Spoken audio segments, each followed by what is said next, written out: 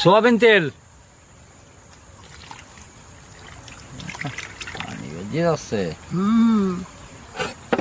টক দই। হ্যাঁ ও আপনি খাতি থাকেন ওই দিকতে। হ্যাঁ, আমি মাখানি আগে মাখানেরই খাওয়া যাবে না। চান্দুরির মশলা, হ্যাঁ বসাও। মশলাতেই তো খাওয়া যাবে। হ্যাঁ আমি মাখানি বসাবো। Soya sauce,